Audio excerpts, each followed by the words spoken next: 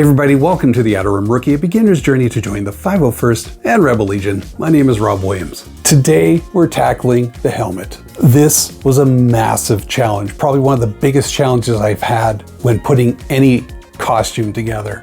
I had a lot of frustrations. I had a lot of visits back and forth to the computer, checking out resources, checking out how-to videos, talking to friends, a lot of visits to Home Depot, and a lot of mistakes. So much so that this here was the first version of the helmet that is completely useless now. Thank goodness I actually had extra pieces. One of the most important things I'm going to suggest when putting this together is check out how TIE Pilot helmets are built. The AT-AT Driver helmet and the TIE Pilot helmet are pretty much the same shell. Now obviously the Greeblies are different, but when it comes to the face, the Mohawk, the ears, it's all the same build. The helmet itself is also like an X-Wing pilot helmet, just with little pieces cut off and added on. Now, this is by no means perfect. There are a few errors in this, but I'm pretty darn proud of how I did this. But again, it was one of the most stressful builds that I have ever taken part of. So in this episode, I'm going to show you how I built the shell of this helmet. Mask, earpiece, Mohawk, all that stuff. In the second episode, I'm going to show you how I put all the Greeblies on, from the decals to the canisters and the paint. And we're also going to go over the CRL because that's where most of the detail happens, in the Greeblies. So you'll want to check out that episode. So let's get to it. Let's put this bad boy together. Here we go.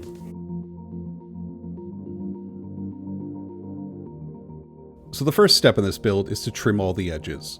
I use scissors for some of the thinner pieces of plastic, but I enjoyed using the X-Acto knife where I could score and then bend off the piece.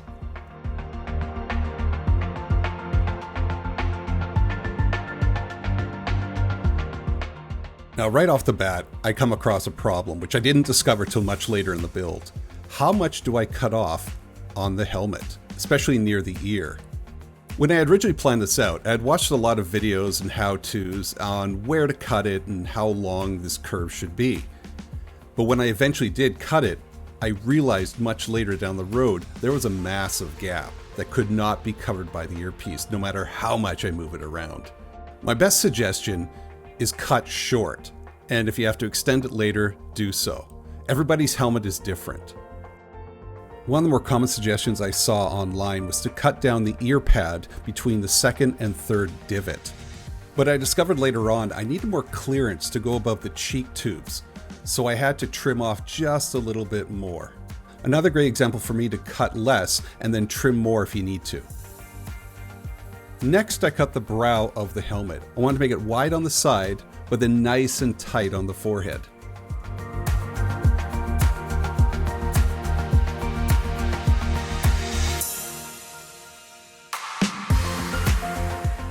I soon discovered that the side was too thick and was pinching in on the temple, so I had to just trim it a little bit more and a little bit more, but still leaving enough space for the forehead tubes.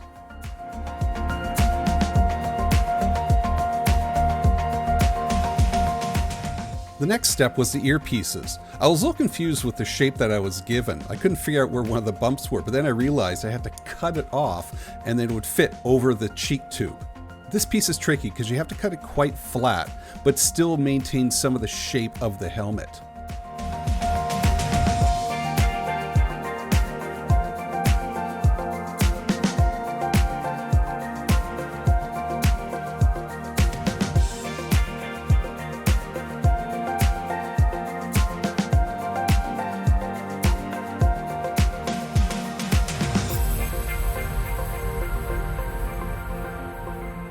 The next part is the Trident. Again, this is where you want to cut less and then trim more if needed. Cutting too much, especially in the middle prong, will cause problems later down the road, so keep that in mind as you cut.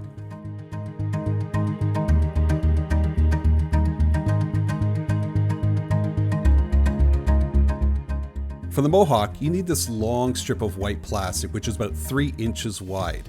It should fit nicely inside the Trident.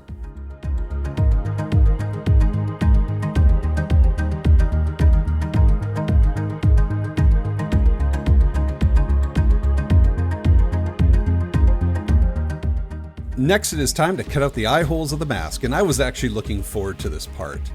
I wanted to make sure I did it nice and neat and smooth.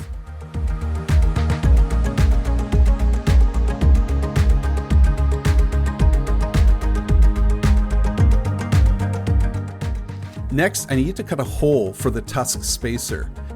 The Greebly that I got was too curved at the bottom, so by making a hole and giving it more space, it would be nice and flush.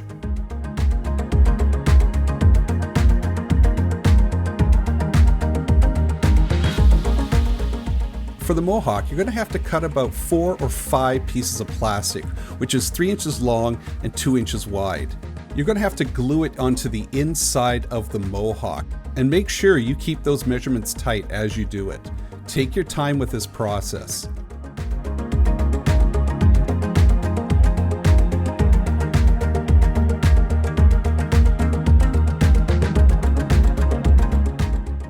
I measured out an angle on the front of the Mohawk, which is about 3 centimeters, which will be adjusted later.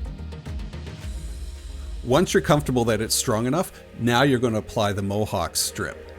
My suggestion for this one is get a lot of clamps and a lot of strong earth magnets. It was really useful in maintaining a nice, strong grip. Once that was set, it was time to curve the plastic tail around the end of the helmet. I used a heat gun gradually to warm it up and then eventually bent it using a piece of wood to get a nice flat surface. I then sketched a nice curve to connect the 2 ends of the helmet. This will be covered up with a liner, which you will see next episode.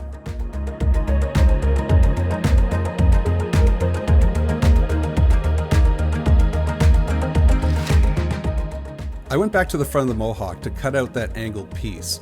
After the first mistake of going too long, I made sure that I made it a little more shallow. I then measured out a hole where I'll connect the mask with the helmet. It's only a couple centimeters high and a couple centimeters in, but it'll be covered up by the square Greeblies. Walt provided these flat top machine screws. I could not find them anywhere else at Home Depot, so I came close to finding these, but a flat top is very useful.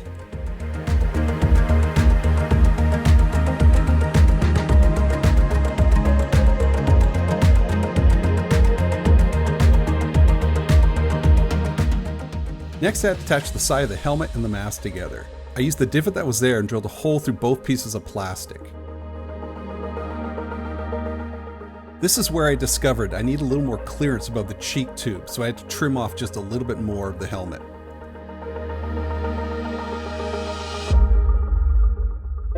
Once that was secure, it was time to attach the earpiece on. You're going to need a long screw with this one. And don't worry about the flat head, it will be covered up by a sticker.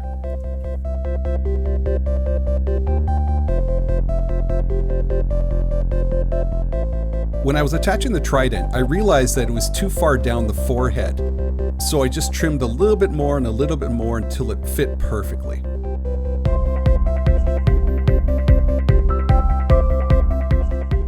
While you're doing this though, make sure you get the middle prong of the Trident as flush to the forehead as possible, as well as leaving room for the clock gears.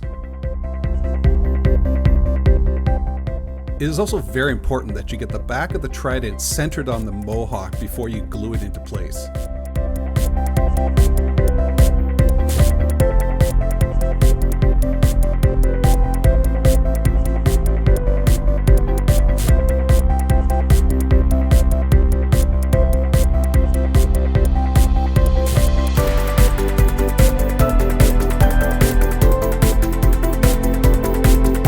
So as you saw, it was a massive challenge. This is the first version of the helmet. There were a lot of mistakes here where I cut it too short, and especially here too long. I can't tell you how frustrated I was and how my gut just dropped when I realized that this was too much taken off. And it just goes to show you, you could watch a lot of how-to videos and get a lot of information online or in forums, but you gotta take it slow and you gotta double and triple check your measurements. It is a challenge, and I hope that my videos at least helped in avoiding some of these future problems. I hope my problems prevented your problems, because right now this is pretty much useless. I can't even use this for an X-Wing pilot helmet because it's all cut off. C'est la vie. All right, on to the next episode. We're gonna put the Greeblies on this thing.